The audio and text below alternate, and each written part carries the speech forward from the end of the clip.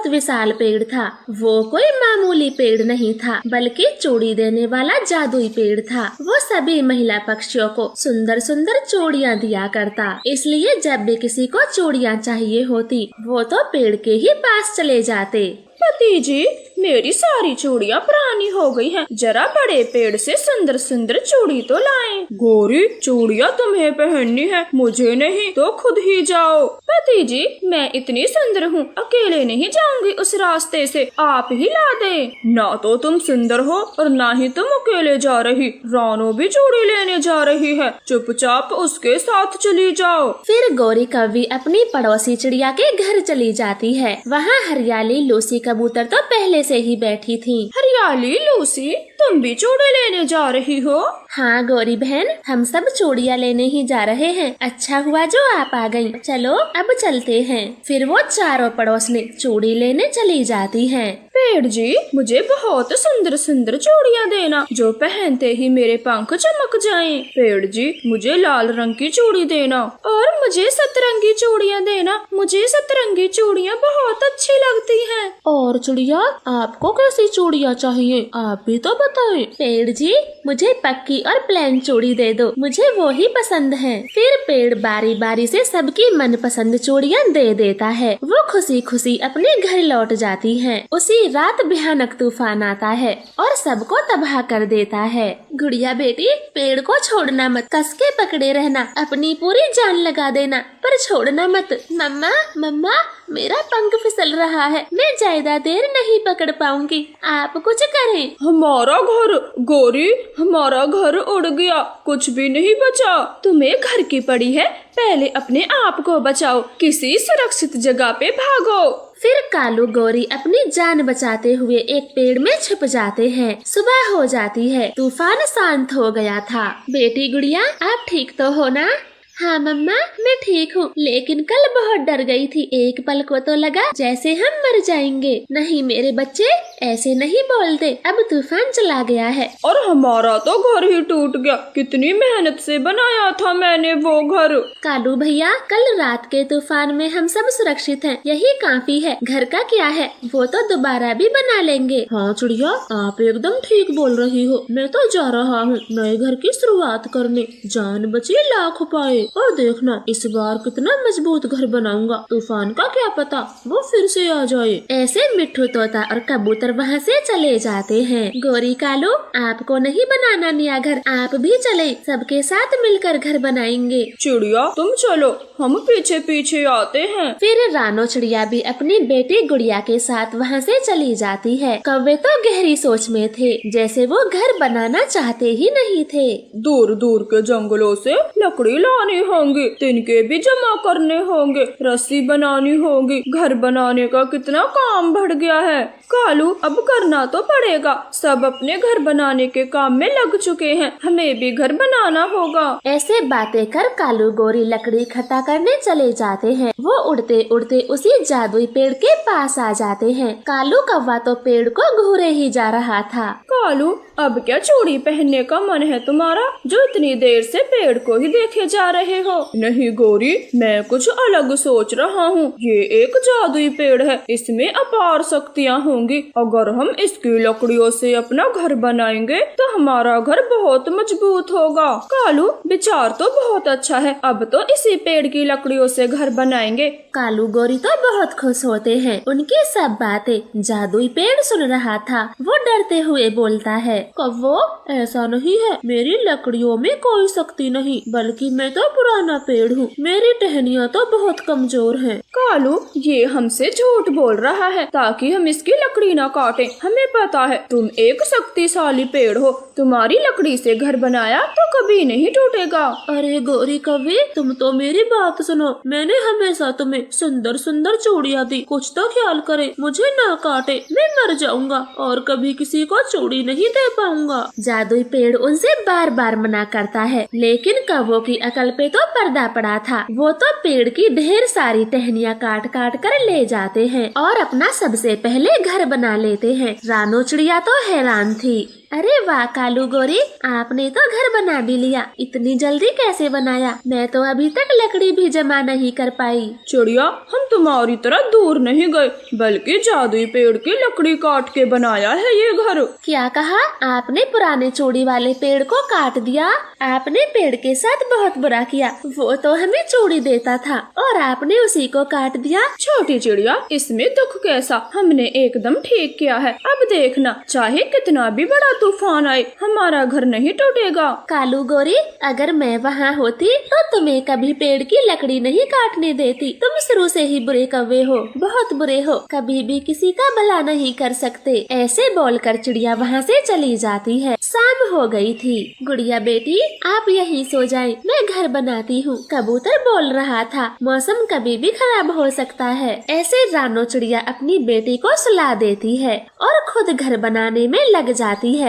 वो अपने पंख जल्दी जल्दी चला रही थी, तभी मौसम फिर से खराब हो जाता है। तेज हवाएं चलने लगती हैं। अरे ये तूफान तो फिर से आ गया। अब मैं क्या करूं? गुड़िया को लेकर कहाँ जाऊं? फिर चिड़िया जल्दी से अपनी बेटी को जगा देती है और कौवे के घर का दरवाजा खटखटाती है। कालू गोरी, तूफान फिर से आ गया, कृपया दरवाजा खोलें, हम माँ बेटी को घर के अंदर ले लें। अभी थोड़ी देर पहले क्या भाषण देकर गई थी, इतनी जल्दी भूल गई? गोरी, कृपया इस समय ये बातें ना करो। मैं अपनी बेटी को लेकर कहाँ जाऊँ? तूफान जोर से आ रहा है। हमारी बला से तो जहन्नुम में जाओ, अब भाग जा यहाँ से। कालू गोरी तो दरवाजा बंद कर लेते हैं। चिड़िया अपनी बेटी को सीने से लगाकर उड़ी जा रही थी। बारिश भी जोरों से आने लगी थी। चिड़िया भागती हुई जादुई पेड़ के पास चली जाती है। चिड़िया, इस तूफान बारिश में कहाँ जा रही हो? अपने घर में जाओ। पेड़ जी, मेरा घर अभी तक नहीं बना, इसलिए मैं यहाँ वहाँ भटक रही हूँ। मैं कहाँ जाऊँ?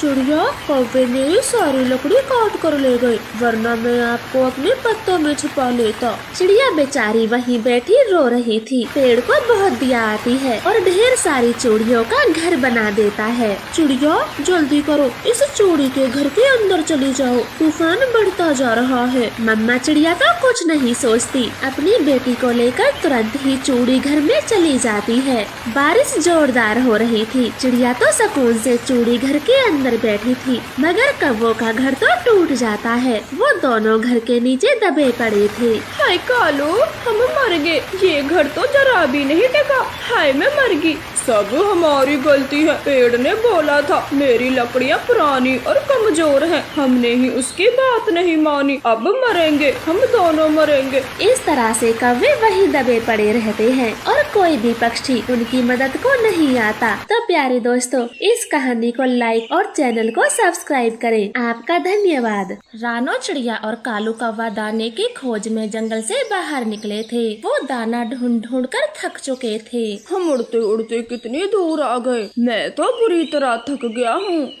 हाँ कालू भैया, अब तो रात भी इसी जंगल में बितानी होगी, वो भी भूखे पेट। नहीं, मैं खाली पेट नहीं सो सकता, कुछ तो खाना होगा। लेकिन क्या, यहाँ तो कुछ भी नहीं है। वो दोनों ऐसे चिंता कर रहे थे। वहाँ एक जादुई पेड़ था जो उनकी सारी बातें सुन रहा था। क्या आप दोनों को खाना चाहिए? हाँ पेड़ जी, हमें खाना चाहिए। हम सुबह के घर से निकले हैं और अभी तक एक दाना नहीं मिला। हाँ पेड़ जी, बताएं खाना किस दिशा में मिलेगा?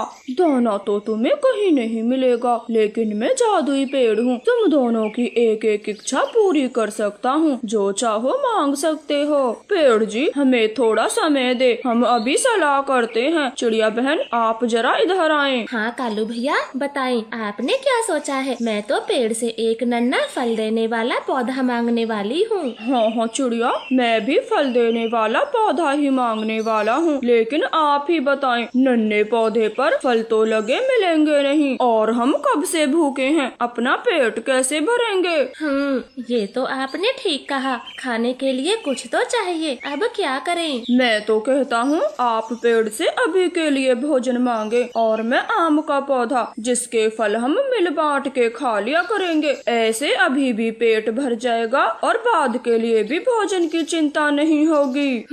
ये बात तो बिल्कुल ठीक है। पेड़ जी, जी, मेरी इच्छा है मुझे ढेर सारा भोजन दे, जिससे मेरी और मेरे दोस्त की भूख मिट सके। पेड़ चिड़िया के सामने ढेर सारा भोजन ला देता है। पेड़ जी, मुझे एक छोटा सा आम का पौधा दे दें, जिसे मैं जमीन पे बोऊं तो ढेर सारे फल लग जाएं। पेड़ कालू कौवे को छोटा सा आम का पौधा दे देता है। कालू भैया, अब जल्दी से भोजन खा ले, फिर हम घर जाकर नन्हे पौधे को बो देंगे। कालू कौवा और चिड़िया पेट भर भोजन खाते हैं और अपने जंगल को रवाना होते हैं। उन्हें घर आते आते सुबह हो जाती है। कालू, मैंने पूरी रात भूखी काटी, तुम कहाँ रुक गए थे? और अब आए भी हो तो ये नन्हा सा पौधा लेकर, भोजन कहाँ है? गौरी बहन, जरा सब्र करें, ये कोई ऐसा वैसा पौधा नहीं है, ये जादुई पौधा है, जिसे बोते ही ढेर सारे आम लगेंगे। फिर कालू कौवा छोटा सा गड्ढा करके पौधे को जमीन में गाड़ देता है। देखते देखते ही पौधा विशाल रूप ले लेता है और ढेर सारे आमों से भर जाता है। ये जादुई पौधा बड़ा हो गया और ढेर सारे आम भी लग गए। ये अब तो मजा ही आ गया, भोजन की कोई चिंता नहीं। वो तीनों बहुत खुश होते हैं। गौरी तो झट से तोड़कर एक आम खा भी लेती है। वाह, क्या मीठा आम है। कालू जी, ये पौधा तो मैंने आपकी चोंच में देखा था, इसका मतलब ये पेड़ हमारा हुआ? नहीं गौरी, ये पेड़ हम दोनों का है, इसके फल हम दोनों के हैं, हम मिल बांट के खाया करेंगे। अब हमें भोजन की भी कोई चिंता नहीं। मगर ये दोनों का कैसे हुआ? कालू की चोंच में था ये पौधा। हाँ चिड़िया, ये पौधा मेरा है, तुमने तो भोजन मांगा था, आम का पौधा तो मैंने मांगा था। कालू, आप बेईमान ना बने, जो तय हुआ था उसी शर्त पर रुके और गौरी को समझाएं। क्या समझाऊं? मेरी पत्नी एकदम ठीक बोल रही है, ये पेड़ हमारा है, अब भाग यहाँ से। अगर मेरे एक भी आम को पंख लगाया तो पंख तोड़ दूंगा। कालू, तुम बहुत बुरे हो, मेरे साथ धोखा किया, वरना मैं भी पौधा ही मांगने वाली थी। तुम बहुत बुरे हो। हाँ तो मांगा क्यों नहीं? अब जा यहाँ से, मेरा दिमाग खराब मत कर। कालू जी, जंगल में भोजन का अकाल पड़ा है, हम ये आम 200 रुपए किलो बेचेंगे और सबसे अमीर बख्शी बनेंगे। लालची कव्वो, तुम मरोगे, एक दिन जरूर मरोगे, धोखेबाज कहीं के। ऐसे रोते हुए चिड़िया वहाँ से चली जाती है और कालू गौरी टोकरी भर के आम बेचना शुरू करती हैं। ऐसे ही कुछ समय बीत जाता है। मम्मा, मुझे ये सूखा दाना नहीं खाना। कालू अंकल के घर आम का पेड़ है, आप मेरे लिए एक आम तोड़ लाएं। गुड़िया बेटी, वो बुरे कौवे हैं, मजबूरी का फायदा उठा रहे हैं, मैं उनके आम नहीं खरीद पाऊंगी। आप ये दाना ही खा लेना, मैं कोशिश करूंगी आपके लिए मीठा फल लाने की। ऐसे मम्मा चिड़िया दाने की खोज में निकल जाती है और कालू गौरी तो मजे से अपने आम बेच रहे थे। चिड़िया हार थक कर उसी पेड़ के नीचे रुक जाती है। अब क्यों आई हो चिड़िया? मैं सिर्फ एक इच्छा पूरी करता हूँ, जो मैंने तुम्हारी कर दी। मुझे पता है पेड़ जी, मैं दाना खोजते खोजते थक गई थी, इसलिए आराम करने रुकी हूँ। क्यों चिड़िया? मैंने तो उस दिन तुम्हारे दोस्त को जादुई आम का पौधा दिया था, अब फिर दाना क्यों खोज रही हो? चिड़िया रोते हुए पेड़ को सारी बातें बताती है। आपका दोस्त बुरा निकला, लो मैं तुम्हें ये एक और पौधा देता हूँ और उन कौवों को तो अच्छा सबक दूंगा। लेकिन आप तो सिर्फ एक इच्छा पूरी करते हो, फिर ये सब कैसे होगा? नहीं चिड़िया, मैं कुछ भी कर सकता हूँ, एक इच्छा का तो इसलिए बोलता हूँ, फिर सब पक्षी मुझे ही परेशान करते हैं, छोटी छोटी बातों को भी मेरे पास लेकर आते हैं। मैं समझ गई, ये बात किसी को नहीं बताऊंगी। पेड़ जी, आपका बहुत बहुत धन्यवाद, अब मैं चलती हूँ, मेरी बेटी भूखी है। ऐसे चिड़िया अपने जंगल लौट जाती है और पौधा अपने आंगन में बो देती है। वो देखते देखते ही विशाल रूप में आ जाता है और कई तरह के फलों से भर जाता है। मम्मा बेटी तो बहुत खुश थी और पेट भर फल खाती हैं। कौवो, मैं बहुत दूर से आपके आम खरीदने आई हूँ, कई दिनों से भूखी हूँ, मुझे जल्दी से 1 किलो आम दे दो। गौरी भूखी चील को देखकर लालच करती है। चील दी, हमारे आम बहुत मीठे हैं और रेट है 500 रुपए किलो, आप जल्दी से दे दें, मुझे रेट की कोई चिंता नहीं। फिर कालू कौवा चील को 1 किलो आम तोल देता है। चील 500 का नोट गौरी को देकर चली जाती है। वो जैसे ही अपने घोंसले में जाकर आम खाती है तो वो बहुत कड़वे थे। चील को तो गुस्सा आता है, वो तुरंत ही कौवों के पास जाती है और दोनों की खूब धुलाई करती है।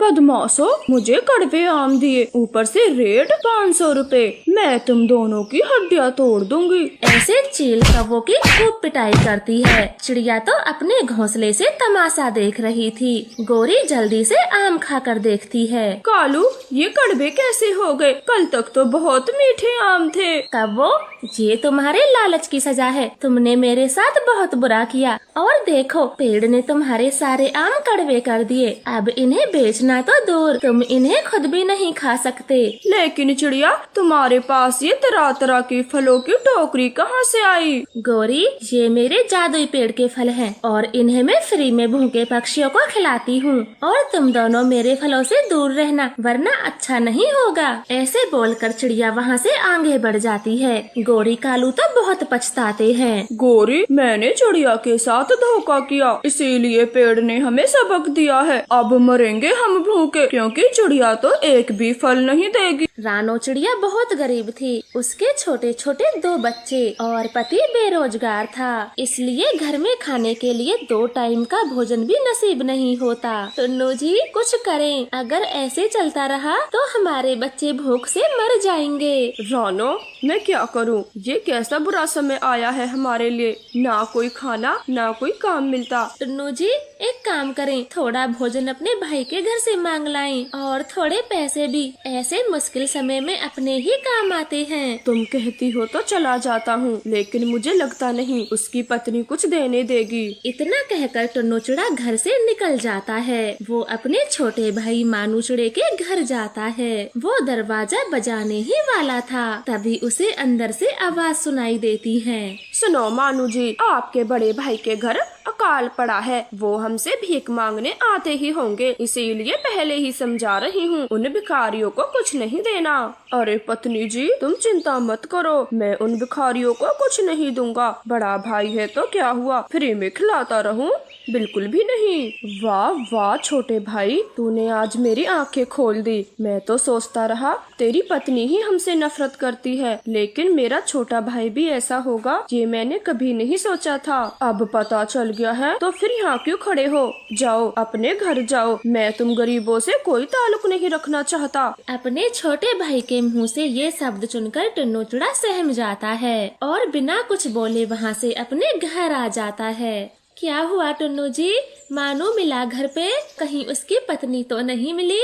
रानो, मानू ही घर पे मिला था और उसकी सच्चाई भी मुझे पता चल गई। मानू हमसे नफरत करता है। आज से हमारा उनके घर जाना बंद। भूल जाओ, इस जंगल में मेरा कोई भाई भी रहता है। मुझे माफ कर दें टुन्नू जी, मैंने ही आपको भेजा। आज के बाद मैं उनके घर तुम्हें कभी नहीं भेजूंगी, चाहे हम भूखे मर जाएं। ऐसे वो दोनों पति पत्नी रो रहे थे और अपने बच्चों को पानी पिलाकर सुला देते हैं। अगली सुबह टुन्नू चिड़ा काम की तलाश में घर से निकल जाता है। तभी एक हवाई मोटर से उसका एक्सीडेंट हो जाता है और वो तो वहीं मर जाता है। अब तो रानो चिड़िया पे दुखों का पहाड़ टूट चुका था। कबूतर भैया, चाहे कैसा भी काम हो, बस दिला दो, मुझे काम की बहुत जरूरत है, मैं सब कर लूंगी। मेरे बच्चे कई दिनों से भूखे हैं। ठीक है चिड़िया बहन, कल मेरे साथ चलना, मालिक कोई ना कोई काम तुम्हें दे ही देगा। आप चलना मेरे साथ। ऐसे चिड़िया के मन को थोड़ी तसल्ली मिलती है। वो दूसरे दिन कबूतर के साथ काम पर चली जाती है। उसका एक बच्चा भी था जो कि बहुत छोटा था, इसलिए मम्मा चिड़िया उसे अपने साथ ले जाती है। अरे, इस बच्चे को घर छोड़ के आना था। इतना छोटा बच्चा साथ में रहेगा तो काम कैसे होगा? मुझे मेरा काम पूरा चाहिए। ठीक है मालिक जी, मैं कल से बच्चे को नहीं लाऊंगी, बस आज मुझे काम पे रख लें।